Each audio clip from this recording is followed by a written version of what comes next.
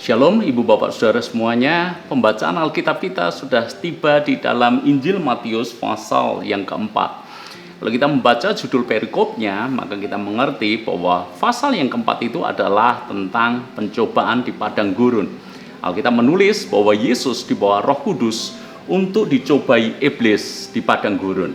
Dan alasan utama kenapa Bapa mengizinkan Tuhan Yesus dicobai oleh iblis adalah supaya menyatakan bahwa dengan kemanusiaannya Yesus itu bisa mengalahkan pencobaan. Dengan kata lain, kalau Yesus dalam kemanusiaannya bisa menang atas pencobaan, maka kita pun sebagai manusia biasa, kita pun pasti bisa menang atas setiap pencobaan yang Tuhan izinkan datang dalam hidup kita.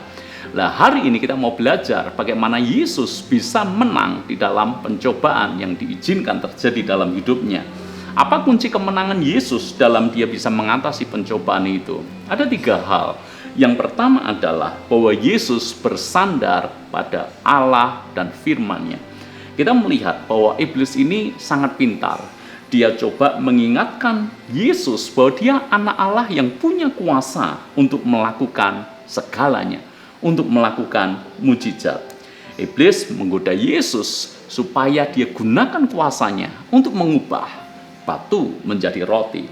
Tetapi kita melihat di sini bahwa Yesus tidak menuruti apa kata iblis itu.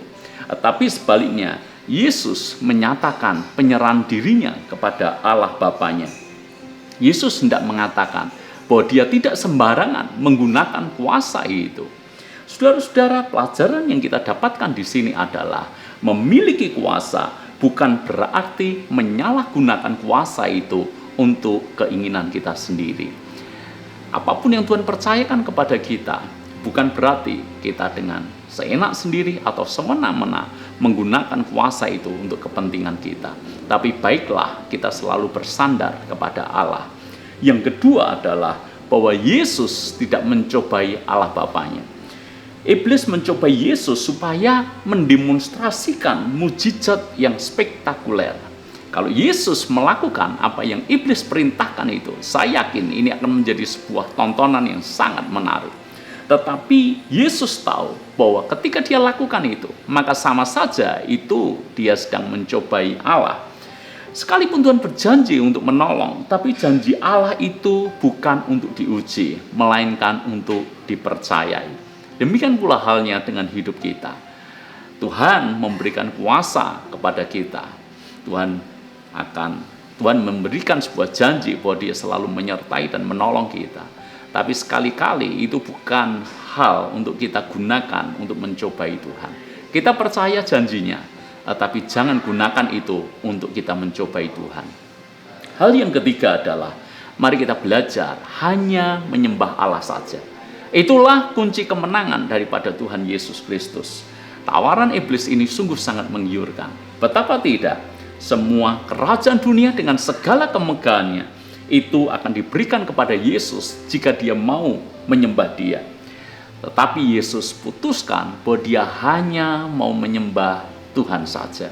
Saudara-saudara, dunia dengan segala keinginannya akan menawarkan sesuatu yang sangat menggoda kita. Tetapi pastikan bahwa kita semuanya hanya menyembah Allah saja.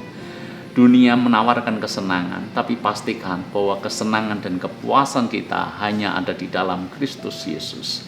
Bukan menuruti keinginan dosa, bukan menyembah iblis. Tapi baiklah kita menjadikan Tuhan sebagai satu-satunya Tuhan yang berdaulat penuh atas hidup kita. Saya berdoa 3 kunci hal yang sudah Yesus berikan teladan ini menjadi berkat bagi kita supaya kita bisa menang atas setiap pencobaan-pencobaan yang datang dalam hidup kita. Tuhan memberkati.